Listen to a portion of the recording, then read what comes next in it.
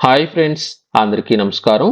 కేంద్ర అలాగే రాష్ట్ర ప్రభుత్వాలు విడుదల చేసిన అన్నదాత సుఖీభవ అలాగే పీఎం కిసాన్ పథకానికి సంబంధించి ఇంకా ఎవరికైతే పేమెంట్ అనేది పడలేదో అటువంటి వారందరికీ సంబంధించి ఆంధ్రప్రదేశ్ ప్రభుత్వం ఒక సూపర్ అప్డేట్ అయితే ఇవ్వడం జరిగింది. దీనితో పాటుగా చాలా మంది పీఎం కిసాన్ పథకానికి సంబంధించి మాకు పేమెంట్ అనేది పడట్లేదని మాకు సంబంధించి కూడా అప్డేట్ గురించి చెప్పమని చాలా మంది అయితే అడిగారు. వారందరికీ సంబంధించి ఇప్పుడు నేను మీకైతే తెలియజేస్తాను. ఆంధ్రప్రదేశ్ ప్రభుత్వం విడుదల చేస్తున్న ప్రభుత్వ పథకాలతో పాటు కేంద్ర ప్రభుత్వం విడుదల చేస్తున్న ప్రభుత్వ పథకాలకు సంబంధించిన తాజా అప్డేట్ గురించి ఈ వీడియోలో నేను మీకైతే తెలియజేస్తాను. అంతేకాదు మనకు పీఎం కిసాన్ పథకానికి సంబంధించిన క్రెడిట్ కార్డులు ఏవైతే ఉన్నాయో వీటికి సంబంధించి 2 లక్షల వరకు మీకు ఎటువంటి పూచీకత్తు అనేది లేకుండా కొత్త మార్గదర్శకాల ప్రకారం లోన్లు అయితే అందజేయబోతున్నారు. దీనికి సంబంధించిన అప్డేట్ గురించి కూడా ఇప్పుడు నేను మీకైతే తెలియజేస్తాను. ప్రస్తుతానికి ఆంధ్రప్రదేశ్ ప్రభుత్వం అలాగే కేంద్ర ప్రభుత్వం ఈ నెల 20వ తేదీన విడుదల చేసిన ఈ యొక్క పీఎం కిసాన్ అలాగే అన్నదాత సుఖీభవ పథకానికి సంబంధించి చాలా మంది అయితే అడుగుతున్నారు మాకు పేమెంట్ అనేది పడలేదని. ఇందులో ముఖ్యంగా ముందుగా అన్నదాత సుఖీభవ పథకానికి సంబంధించిన అప్డేట్ గురించి నేను మీకైతే తెలియజేస్తాను. మనకు ఆంధ్రప్రదేశ్ ప్రభుత్వం అన్నదాత సుఖీభవ పథకానికి సంబంధించి 2026-2027 ఆర్థిక సంవత్సరానికి సంబంధించి లబ్ధిదారులకు నిన్నటి రోజున అంటే ఈ నెల 20వ తేదీన పేమెంట్ అయితే విడుదల చేయడం జరిగింది. పేమెంట్ విడుదల చేసిన రోజున సాయంత్రానికి దాదాపుగా అందరికీ పేమెంట్ అయితే జమ కావడం జరిగింది. అయితే కొంతమంది లబ్ధిదారులకు పేమెంట్ అనేది మాకు ఇంకా జమ కాలేదనేది కొంతమంది అయితే అడుగుతున్నారు. ఇందులో ముఖ్యంగా ఎవరికి ఈ విధంగా పేమెంట్ అనేది జమ అనేది కాలేదంటే మనకు అన్నదాత సుఖీభవ పథకానికి సంబంధించి 5,000 రూపాయలు అయితే జమ చేయడం జరిగింది. ఇందులో రైతులకు సంబంధించిన వివరాలు అనేది సరిగా లేకపోవడంతో వారికి పేమెంట్ అనేది వాయిదా పడినట్లయితే గుర్తించడం జరిగింది. ఇందులో ముఖ్యంగా తప్పనిసరిగా మీ భూమి వెబ్సైట్ లో ఉన్న వివరాల ఆధారంగా మాత్రమే రైతులకు పేమెంట్ అయితే విడుదల చేస్తున్నారు. ఇందులో రైతుకు సంబంధించి పంటాదార్ పాస్ పుస్తకాల వివరాలు, బ్యాంక్ అకౌంట్ లో వివరాలు, అలాగే రేషన్ కార్డులో వివరాలు, రేషన్ కార్డులో వారికి సంబంధించిన హౌస్ హోల్డింగ్ మ్యాపింగ్ లో వివరాలు అన్ని సక్రమంగా ఉన్నప్పుడు మాత్రమే వారికి పేమెంట్ అయితే విడుదల చేస్తున్నారు. కొంతమంది రైతులకు సంబంధించి పంట పొలాలకు ఈకేవైసీ అనేది కాకపోవడం, అలాగే మరికొన్ని బ్యాంక్ అకౌంట్ అనేది ఇన్యాక్టివ్ లో ఉండిపోవడం, అలాగే ఈ మధ్య కాలంలో రేషన్ కార్డు వచ్చిన వారికి సంబంధించి కూడా పేమెంట్ అనేది ఇంకా అయితే జమ కాలేదు. అటువంటి వారందరికీ సంబంధించి హౌస్ హోల్డింగ్ డేటా అనేది సరిగా లేకపోవడంతో ఈ యొక్క పేమెంట్ అనేది ఆగిపోయినట్లయితే గుర్తించడం జరిగింది. అలాగే కొంతమంది రైతులకు సంబంధించి ఈ యొక్క ఆధార్ కార్డు వివరాలు అనేది తప్పుగా ఉండడం, ఇటువంటివన్నిటి ఉండడం కారణంగా వారికి పేమెంట్ అనేది పడలేదని ఆంధ్రప్రదేశ్ ప్రభుత్వం అయితే గుర్తించడం జరిగింది. నిన్నటి రోజున బ్యాంకులకు సెలవులు అనేది కావడంతో ఈ రోజు లేదా 2-3 రోజుల్లో పేమెంట్ అనేది రైతులకు జమ అనేది కాకపోయినట్లయితే ఎవరికి పేమెంట్ అనేది జమ అనేది కాలేదు అనే విషయాలను పరిశీలించి వారికి సంబంధించిన లబ్ధిదారులకు ఇంటి వద్దకే సంబంధిత అధికారులు వెళ్ళడం లేదా వారిని ఈ యొక్క రైతు సేవా కేంద్రాలకు పిలిపించి ఎందుకు పేమెంట్ అనేది పడలేదో వారికి అయితే తెలియజేస్తారు. వెంటనే ఆ యొక్క రైతుకి సంబంధించిన వివరాలు అనేది అప్డేట్ అనేది చేయడం, పంట నమోదు అనేది చేయకపోయినా, ఈకేవైసీ అనేది చేయకపోయినా, ఆధార్ వివరాల్లో తప్పులు అనేది ఉన్నా, బ్యాంక్ అకౌంట్ అనేది ఇన్యాక్టివ్ లో ఉన్న, బ్యాంక్ అకౌంట్ కు ఈకేవైసీ అంటే ఎన్పిసి అనేది చేయకపోయినా, ఇటువంటి సాంకేతిక సమస్యలు ఏవైతే ఉన్నాయో వాటిని పరిశీలించి ఆ యొక్క రైతులకు సంబంధించి మరొకసారి రీపేమెంట్ అయితే వేయడం జరుగుతుంది. అంటే పేమెంట్ అనేది ఒకసారి వేశారు పడలేదు కాబట్టి అదే రైతుకు మరొకసారి రీపేమెంట్ అనేది వేయబోతున్నట్లు అప్డేట్ అయితే ఇవ్వడం జరిగింది. ముఖ్యంగా హౌస్ హోల్డింగ్ డేటాబేస్ లో రైతుకు సంబంధించిన వివరాలు అనేది సరిగా కనుక లేకపోయినట్లయితే ఆ యొక్క రైతుకు సంబంధించి పేమెంట్ అనేది ఆగిపోయేదానికి ఛాన్స్ అనేది ఉంది. కాబట్టి హౌస్ హోల్డింగ్ డేటాబేస్ లో కూడా ఈ మధ్య కాలంలో రేషన్ కార్డు వచ్చిన లబ్ధిదారులకు సంబంధించిన డేటా అనేది అయితే వెరిఫికేషన్ అయితే చేయాల్సి ఉంటుంది. ఈ విధంగా గత పేమెంట్ అనేది ఎవరికైతే పడిందో గతంలో పడిన వారికి సంబంధించి కూడా కొంతమందికి అయితే ఆగిపోవడం జరిగింది. ప్రస్తుతం వారిలో చాలా మంది కొత్త రేషన్ కార్డులకు రావడం, అలాగే ఇందులో ముఖ్యంగా ఎవరైతే విద్యార్థులు ఉన్నారో ఆ యొక్క విద్యార్థులు మొత్తానికి ఈ యొక్క అన్నదాత సుఖీభవ పథకాన్ని అయితే హోల్డ్ లో పెట్టడం జరుగుతుంది.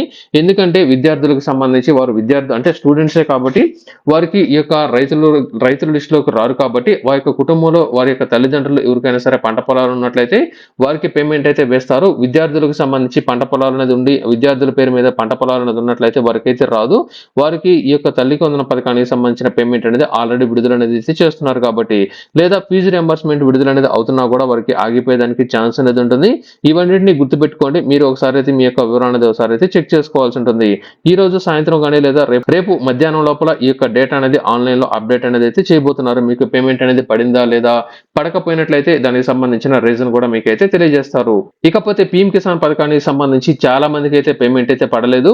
దీనికి సంబంధించి కేంద్ర ప్రభుత్వం నుంచి ఎటువంటి అప్డేట్ ఇంకా అయితే లేదు. కేంద్ర ప్రభుత్వం గైడ్ లైన్స్ ప్రకారం చూసుకున్నట్లయితే ఖచ్చితంగా రైతు ఈకేవైసీ అయితే చేసుకుని ఉండాల్సి ఉంటుంది. మీరు ఆన్లైన్ లో చేసుకోండి, లేకపోతే డైరెక్ట్ గా సిఎస్సి సెంటర్లు లేకపోతే మీ సేవా సెంటర్కి వెళ్ళండి. ఎక్కడైనా సరే మీరు వెళ్ళి గతంలో అయితే మనకు ఓటీపీ విధానం ద్వారా ఈకేవైసీ అయితే చేయడం జరిగేది. ప్రస్తుతం ఆన్‌లైన్‌లో మనకైతే ఇది లేదు.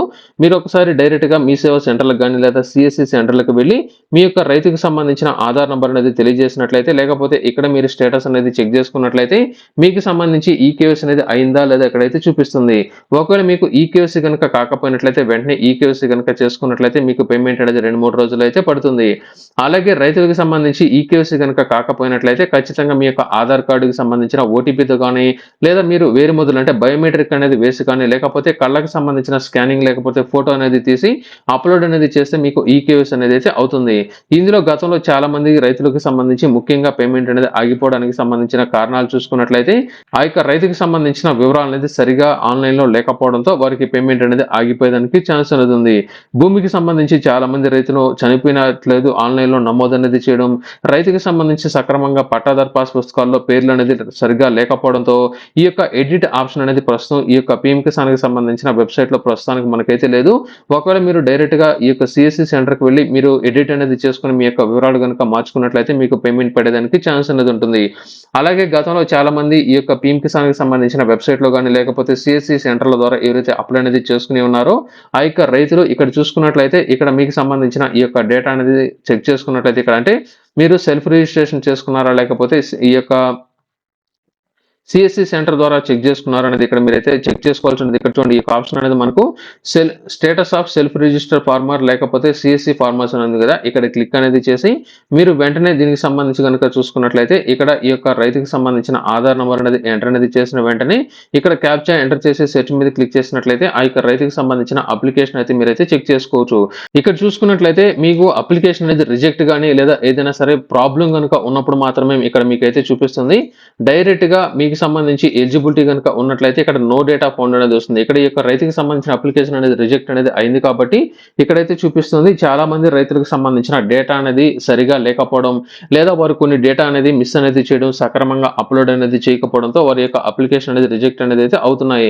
ఒకసారి మీ యొక్క అప్లికేషన్ గనుక రిజెక్ట్ అనేది అయినట్లయితే చాలా వరకు మీకు పేమెంట్ అనేది అయితే పడకపోవచ్చు. దీనికి సంబంధించి చాలా మంది దగ్గర ఈ యొక్క డాక్యుమెంట్స్ అనేది వెరిఫై అనేది చేయించుకొని అప్పుడు మీరు వ్యవసాయ శాఖకు సంబంధించిన అధికారుల ద్వారా అప్‌లోడ్ అయితే చేయించుకోవాల్సి ఉంటుంది. ఓసారి మీరు అప్‌లోడ్ అనేది చేసేటప్పుడే 1కి 2 సార్లు మీరైతే చెక్ చేసుకోవాల్సి ఉంటుంది.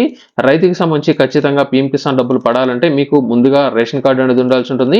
రేషన్ కార్డుకి సంబంధించి ఏదైతే రైతుకి సంబంధించిన ఆధార్ నంబర్ అనేది ఉందో ఇదే ఆధార్ నంబరు రైతుకి సంబంధించిన పట్టాదారు పాస్ పుస్తకాలకు లింక్ అనేది ఉండాల్సి ఉంటుంది.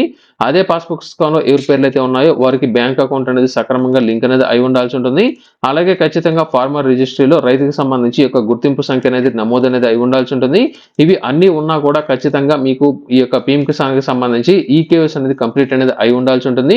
ఇవి అన్ని ఉన్నా కూడా ఖచ్చితంగా మీ యొక్క బ్యాంక్ అకౌంట్‌కు ఆధార్ నంబర్ లింక్ అనేది అయి ఉండి అందులో మీకు ఎన్‌పీసీ అనేది చేపించుకొని ఉన్నట్లయితే అందులో కూడా డీబీటీ అనేది యాక్టివేషన్ అనేది ఉన్నప్పుడు మాత్రమే మీకు ఈ యొక్క పేమెంట్ మీకైతే రావడం జరుగుతుంది. అంటే ఒక మాటలో చెప్పాలంటే రైతు యొక్క పేరు, అలాగే రేషన్ కార్డులో పేరు, అలాగే ఈ యొక్క హౌస్ హోల్డింగ్ మ్యాపింగ్‌లో డేటాలో పేరు, అలాగే రైతుకి సంబంధించిన బ్యాంక్ అకౌంట్‌లో పేరు, పట్టాదారు పాస్ పుస్తకాల్లో పేరు, అలాగే ఎన్‌పీసీ అని అయ్యిందా లేదా చెక్ చేసుకోవాలన్నట్లయితే 1 కాదు 2 కాదు 5-6 ఆప్షన్ అనేది మీరు అన్నిట్లో ఒకే పేరు అనేది ఉండాల్సి ఉంటుంది. అన్నిట్లో ఆధార్ నంబర్ లింక్ అనేది అయి ఉండాల్సి ఉంటుంది. అన్ని వెరిఫికేషన్ అనేది ఖచ్చితంగా ఈకేవైసీ అనేది కంప్లీట్ అనేది అయినప్పుడు మాత్రమే మీకు పేమెంట్ అనేది అయితే పడుతుంది. ఈ యొక్క పీఎం కిసాన్‌కి సంబంధించి కూడా గతంలో చాలా మందికి ఒకే ఇంట్లో 2, 3 కూడా పేమెంట్ అయితే పడడం జరిగింది. ఈ విడతలో దీన్ని పూర్తిగా అయితే తొలగించడం జరిగింది. ఒక ఇంట్లో ఒకరికి మాత్రమే పేమెంట్ అయితే పడుతుంది. అలాగే మనకు పీఎం కిసాన్‌కి సంబంధించి ఈ యొక్క పీఎం కిసాన్ క్రెడిట్ కార్డుకి సంబంధించిన కొత్త రూల్స్ అనేది అయితే తీసుకురావడం జరిగింది. దేశవ్యాప్తంగా రైతులకు వ్యవసాయ అవసరాల కోసం ఈ యొక్క పీఎం కిసాన్‌కి సంబంధించిన క్రెడిట్ కార్డు అనేది ఆ యొక్క అంటే మీకు ఏదైతే బ్యాంక్ అకౌంట్ అంటే పీఎం కిసాన్‌కి సంబంధించిన బ్యాంక్ అకౌంట్‌లో ఎక్కడైతే పేమెంట్ అనేది పడుతుందో ఆ బ్యాంకుకి వెళ్లి పీఎం కిసాన్‌కి సంబంధించిన క్రెడిట్ కార్డు గనుక అప్లై అనేది చేసుకున్నట్లయితే గతంలో మనకు ఈ యొక్క ₹1,60,000 నుంచి 2,00,000 వరకు మీకు కొంతమేర మాత్రమే పరిమితి అనేది అంటే ఏదైనా సరే మీరు తాకట్టు అనేది పెట్టుకున్నా లేకపోతే దానికి సంబంధించి ఏదైనా సరే సెక్యూరిటీ డిపాజిట్ అనేది చేసుకున్నట్లయితే మీకు రుణాలు అనేది అయితే అందజేయడం జరిగేది. ప్రస్తుతం తాజాగా తీసుకున్న కొత్త మార్గదర్శకాల ప్రకారం చూసుకున్నట్లయితే ఈ వచ్చే ఏడాది జనవరి 1వ తేదీ నుంచి ఈ యొక్క రూల్స్ అనేది అమల్లోకి అయితే రాబోతున్నాయి. స్వల్పకాలిక పంట కాలానికి సంబంధించి 12 నెలలు అంటే మీరు ఏదైనా సరే పంట అనేది వేసినట్లయితే 12 నెలలకు కానీ లేదా దీర్ఘకాలిక పంట అంటే 18 నెలలకు అనేది చేసినట్లయితే ఆ యొక్క రైతు ఎంతైతే పంట అనేది వేసుకున్నారో దానికి అనుగుణంగా రైతుకు ₹2,00,000 వరకు రుణాలు అనేది అయితే అందజేస్తున్నారు. దీనికోసం మీరు ఎటువంటి తాకట్టు అనేది పెట్టాల్సిన అవసరం అనేది లేదు. మార్జిన్ మనీ గానీ అదనపు సెక్యూరిటీ నిబంధనలు ఏవి అనేది లేకుండానే రైతుకు 2,00,000 వరకు ఈ యొక్క రుణాలు అయితే మీకైతే అందజేస్తారు. ఆ యొక్క రుణాలను ఈ యొక్క కిసాన్ క్రెడిట్ కార్డ్‌కి అయితే లింక్ చేస్తారో దాని ద్వారా మీరు ఇక మీదట ఏదైనా సరే అవసరాల కోసం వీటినైతే కొనుక్కునేదానికి మీకు అప్డేట్ అయితే ఇవ్వడం జరిగింది. వచ్చే ఏడాది జనవరి 1వ తేదీ నుంచి పీఎం కిసాన్‌కి సంబంధించిన క్రెడిట్ కార్డులకు కొత్త రూల్స్ అనేది అందుబాటులోకి అనేది అయితే రాబోతున్నాయి. ప్రస్తుతానికి ఇది అన్నదాత సుఖీభవ అలాగే పీఎం కిసాన్ పథకానికి సంబంధించి మీ యొక్క స్టేటస్‌లు అనేది ఈ రోజు సాయంత్రం లోపల అప్డేట్ అనేది అయితే అవుతాయి. ఓసారి అయితే చెక్ చేసుకోండి.